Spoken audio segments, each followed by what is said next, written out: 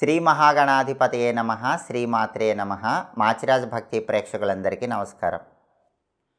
షష్టగ్రహ కూటమి అంటే ఏంటో, షష్టగ్రహ కూటమి ఎప్పుడు ఏర్పడుతుందో, ఈ షష్టగ్రహ కూటమి వల్ల ద్వాదశ రాశుల వాళ్ళకి ఎలాంటి ఫలితాలు వస్తాయో, షష్టగ్రహ కూటమిలో ఏ రాశి వాళ్ళకి ఏ గ్రహాలు యోగిస్తున్నాయో, ఏ గ్రహాలు వ్యతిరేక ఫలితాలు ఇస్తున్నాయో, షష్టగ్రహ కూటమి ఎన్ని నెలల వరకు దాని ప్రభావాన్ని చూపిస్తుందో, షష్టగ్రహ కూటమి సందర్భంగా గ్రహాలు యోగించాలంటే పాటించాల్సిన పరిహారాలేంటో, ద్వాదశ రాశుల మీద షష్టగ్రహ కూటమి ప్రభావం ఏ విధంగా పనిచేస్తుందో ఈ వీడియోలో మనం తెలుసుకుందాం.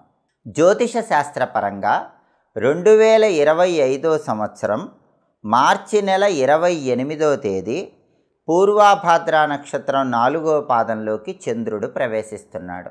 అలా ప్రవేశించగానే ఖగోళంలో 6 గ్రహాలు మీనరాశిలో ఉంటున్నాయి. ఆ 6 గ్రహాలు ఏంటంటే రవి, చంద్రుడు, బుధుడు, శుక్రుడు, శని, రాహువు. ఈ 6 గ్రహాలు కూడా మీనరాశిలో ఉంటున్నాయి. దీన్నే షష్టగ్రహ కూటమి అనే పేరుతో పిలుస్తారు. ఈ షష్టగ్రహ కూటమి అనేది మార్చి 28వ తేదీ పూర్వభాద్ర నక్షత్రం 4వ పాదంలోకి చంద్రుడు ప్రవేశించగానే మీనరాశిలో ఏర్పడుతోంది. మరి ఈ షష్టగ్రహ కూటమి ప్రభావము ద్వాదశ రాశుల మీద ఎలాంటి ప్రభావాన్ని కలిగింపజేస్తుంది, ఎన్ని నెలలు ఈ షష్టగ్రహ కూటమి ప్రభావం ఉంటుంది, ఈ విషయాలు మనం పరిశీలిస్తే షష్టగ్రహ కూటమి ప్రభావము ఏ రాశి మీదైనా సరే 2 నెలల నుంచి 3 నెలల పాటు పనిచేస్తూ ఉంటుంది. దాదాపుగా 2 నెలల నుంచి 3 నెలల పాటు ఈ షష్టగ్రహ కూటమి ఫలితాలే ద్వాదశ రాశుల ఫలితాల మీద ఎక్కువగా ప్రభావాన్ని కలిగింపజేస్తాయి. ఈ షష్టగ్రహ కూటమి ఒక్కొక్క రాశికి ఎలాంటి ప్రభావాన్ని ఇస్తుందో, ఏ గ్రహం యోగిస్తోందో, ఏ గ్రహం యోగించదో, యోగించని గ్రహానికి ఏం చేయాలో, ఈ విశేషాంశాలన్నీ మనం పరిశీలిద్దాం. ముందుగా మేషరాశి వాళ్ళకి షష్టగ్రహ కూటమి ఫలితాన్ని మనం పరిశీలించినట్లయితే మేషరాశి వాళ్ళకి 12వ స్థానములో షష్టగ్రహ కూటమి ఏర్పడుతుంది. ఎందుకంటే షష్టగ్రహ కూటమి మీనరాశిలో ఉంది. మీనరాశి అనేది మేషరాశికి 12వ రాశి అవుతుంది. కాబట్టి మేషరాశి వాళ్ళకి ఈ షష్టగ్రహ కూటమి అనేటటువంటిది వ్యయస్థానములో ఏర్పడుతుంది.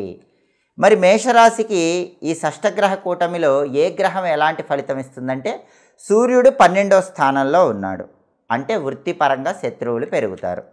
చంద్రుడు 12వ స్థానంలో ఉన్నాడు, అంటే మానసిక శాంతి పెరుగుతుంది. బుధుడు 12వ స్థానంలో ఉన్నాడు, అంటే విద్యా ఉద్యోగ వ్యాపార రంగాల్లో శ్రమ ఎక్కువ, ఫలితం తక్కువగా ఉంటుంది. శుక్రుడు 12వ స్థానంలో ఉన్నాడు, అంటే వృధా ఖర్చులు ఉంటాయి. శని 12వ స్థానంలో ఉన్నాడు, అంటే శత్రువులు ఎక్కువగా ఉంటారు, ఖర్చులు కూడా ఉంటాయి. రాహువు 12వ స్థానంలో ఉన్నాడు, అజ్ఞాత శత్రువులు, వృధా ఖర్చులు పెరుగుతాయి. అంటే మేషరాశి వాళ్ళకి ఈ షష్టగ్రహ కూటమి ఏం చేస్తోంది, పూర్తిగా వ్యతిరేక ఫలితాలు ఇస్తుంది. ఎందుకంటే 6 గ్రహాలు వ్యయస్థానంలో ఉన్నాయి, ఏ ఒక్క గ్రహము కూడా యోగించటం లేదు. 6 గ్రహాలు కూడా వ్యతిరేకంగానే ఉన్నాయి. కాబట్టి మేషరాశి వాళ్ళు ప్రత్యేకమైన పరిహారాలు పాటించుకోవాలి, లేకపోతే 2-3 నెలల పాటు ఈ ఫలితాలు అనేవి వ్యతిరేకంగానే ఉంటాయి. మరి ఎలాంటి పరిహారాలు చేసుకోవాలి అంటే రవి, చంద్రుడు, బుధుడు, శుక్రుడు, శని, రాహువు 6 గ్రహాలు యోగించట్లేదు కాబట్టి ఉగ్రదేవతల ఆలయ దర్శనం చేసుకోవాలి. అంటే లక్ష్మీ నరసింహస్వామి, కాలభైరవుడు, చండీ అమ్మవారు, ఇలా ఉగ్రదేవతల ఆలయ దర్శనం చేసుకుంటే ఈ ప్రభావం నుంచి సులభంగా బయటపడవచ్చు.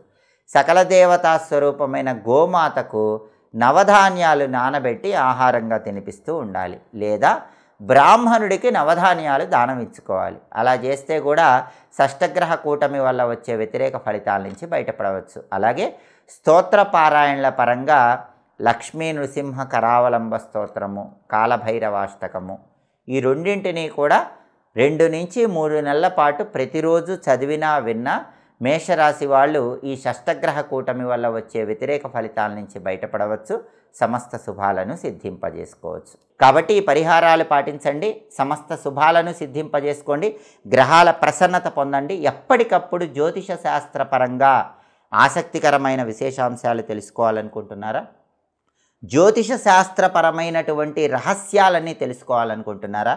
అయితే మా మాచిరాజు భక్తి ఛానల్ తప్పకుండా చూడండి. మా వీడియోస్ మీకు నచ్చినట్లయితే మా ఛానల్ లైక్ చేయండి, కామెంట్ చేయండి. మా ఛానల్ వీడియోస్ 10 మంది మిత్రులకు షేర్ చేయండి. మా ఛానల్ని సబ్స్క్రైబ్ చేసుకోండి. పక్కనున్న బెల్ సింబల్ నొక్కటం మాత్రం మర్చిపోకండి. సర్వే జనాః సుఖినో భవంతు. స్వస్తి.